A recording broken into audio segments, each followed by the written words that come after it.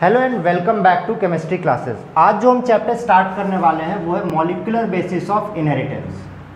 हमने inheritance already पढ़ रखा है, जिसकी लिंक मैं डिस्क्रिप्शन में ज़रूर दे दूंगा। Molecular basis of inheritance basically हम डीएनए की बात करेंगे एट द मॉलिक्यूलर लेवल।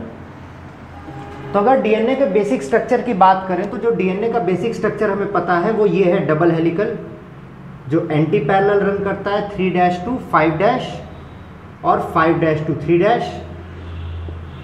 इनके बीच हाइड्रोजन बॉन्डिंग होती है और ये मॉलिक्यूलर लेवल पे कैसा है इसी के बारे में पढ़ेंगे। अगर हम एक डीएनए स्ट्रैंड की बात करें तो डीएनए स्ट्रैंड जूम आउट करने के बाद कुछ ऐसा दिखेगा।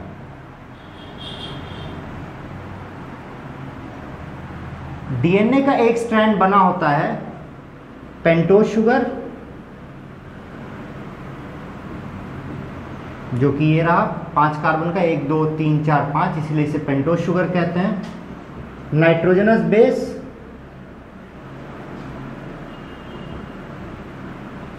जो कि ये रहा, और फॉस्फेट बॉन्ड। ये तीनों लोग मिलके डीएनए का एक रंग बनाते हैं, मतलब एक इतना। इसको हमने जूम किया तो ये हमें डीएनए दिख रहा है, ठीक है। इसकी बात होती है और यही मिलके डीएनए बनाते हैं। अगर हम नाइट्रोजनस बेस की बात करें तो डीएनए में जो नाइट्रोजनस बेस होता है वो 4 टाइप का होता है। एडिनाइन, गुएनिन, साइटोसिन और थायमिन। अभी हम इस डीएनए के स्ट्रक्चर को आगे कंफर्म भी करेंगे। बट अगर हम आरएनए के पास पहुंचते हैं तो आरएनए में थायमीन की जगह आ जाता है यूरेसिल। डीएनए और आरएनए में बेसिक यही डिफरेंस है कि नाइट्रोजनस बेस डीएनए में एडेनिन, गुएनिन, साइटोसिन और थायमीन होता है, जिसे हम लोग प्यार से एटीजीसी बुलाते हैं। बट आरएनए में थायमीन की जगह यूरेसिल आ जाएगा। एडेनिन हमेशा थायमीन से बॉन्ड बनाता है विद डबल बॉन्ड, मतलब अगर इस साइड एडेनिन है तो इस साइड थायमीन होगा और बीच में डबल बॉन्ड होगा। और गुएनिन हमेशा साइटोसिन से बनाता है विद ट्रिपल बॉन्ड। तो ये वन रंग ऑफ डीएनए है जिसका स्ट्रक्चर हमें देखने को मिलता है। अब मॉलिक्यूलर लेवल पे और छोटे लेवल पे अगर डीएनए की बात करें तो डीएनए बना होता है न्यूक्लियोसोम से, और nucleosome is histone protein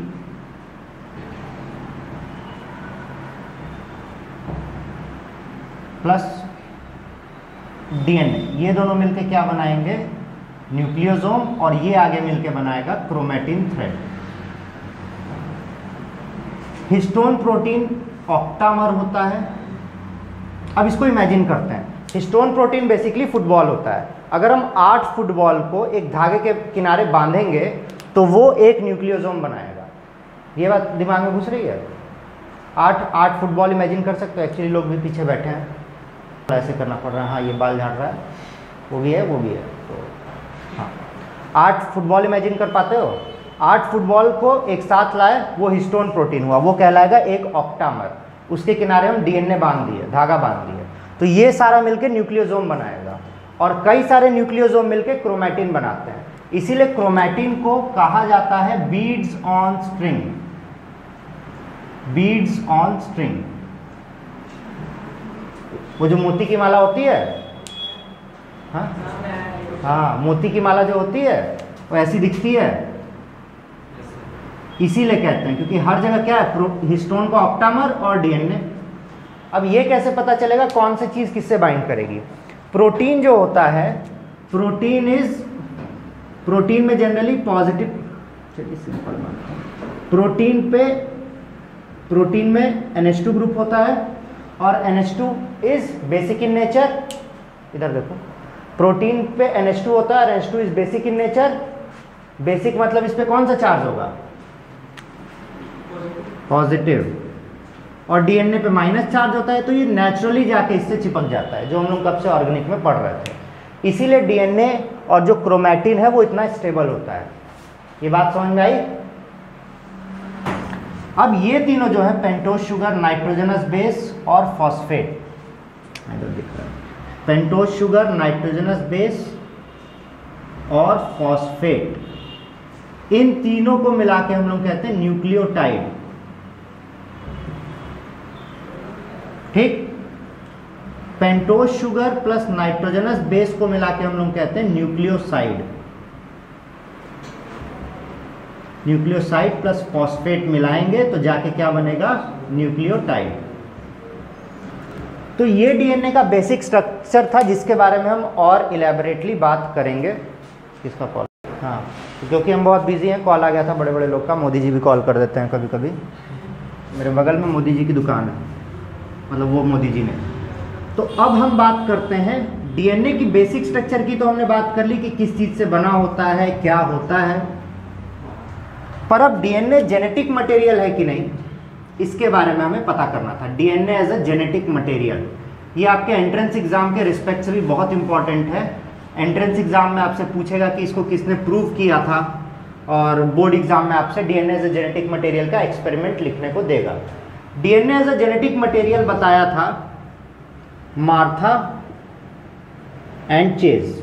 Martha Superman की मम्मी थी और उनको बैटमैन चेज करने गया था। अगर आपने बैटमैन वर्सेस सुपरमैन देखा है तो, हाँ, बैटमैन वर्सेस सुपरमैन में वो लास्ट सीन में बोलता है वो मार्था को मार देंगे, तो मार्था सुपरमैन की मम्मी है।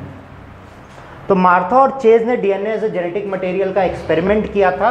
इन्होंने क्या किया, इन्होंने एक बैक्टीरियोफेज लिया। बैक्टीरियोफेज का नाम सुने हो? अभी बैक्टीरियोफेज पढ़ा रहे थे हम कुछ दिन, cloning vector. Bacteriophage is bacteria infecting, बोलो, वायरस, उसको कहते हैं बैक्टीरियोफेज। इसका स्ट्रक्चर कुछ ऐसा होता है, बेंजीन नहीं बना रहा है।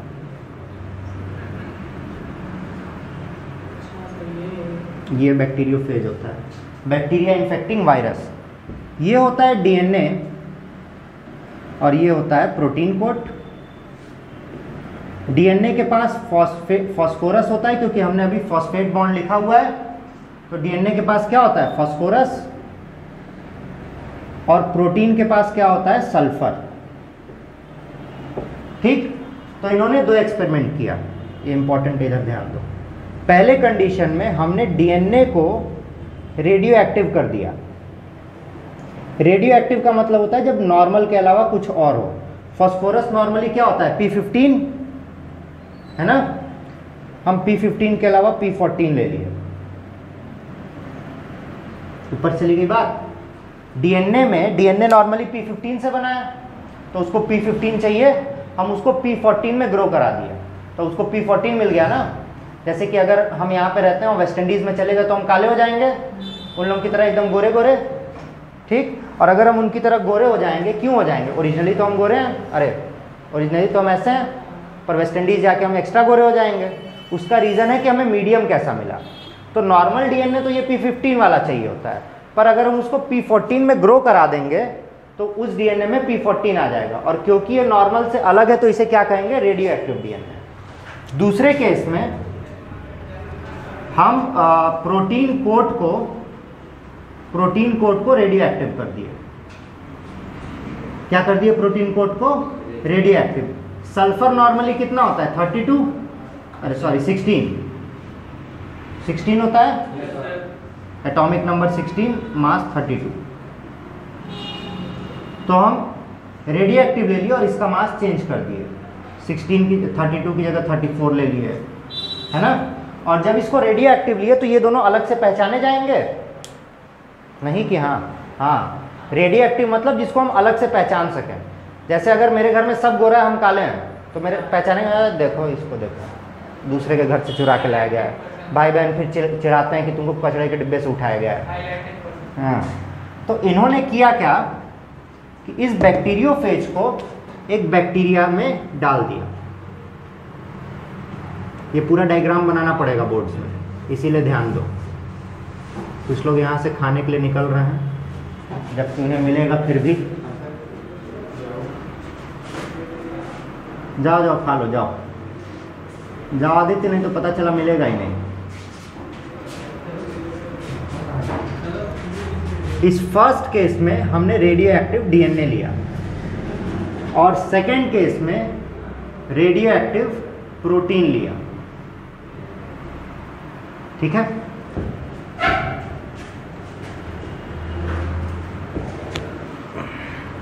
तो इसके जो ऑफस्प्रिंग्स आए, इसके ऑफस्प्रिंग्स में देखा गया, offsprings have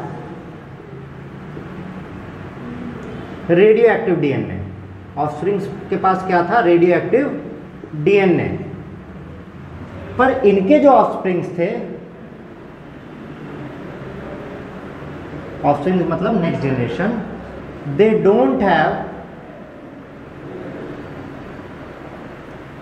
radio active protein. मतलब यहां पे हमने रेडियो एक्टिव प्रोटीन लिया था और यहां पे रेडियो एक्टिव डीएनए लिया था।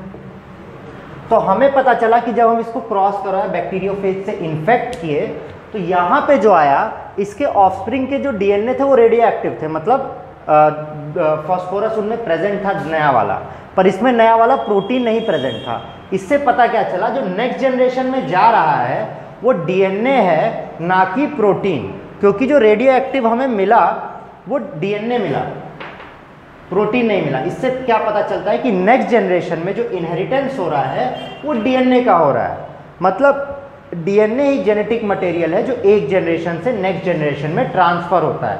This was the experiment of Martha and chase which proved that DNA is genetic material।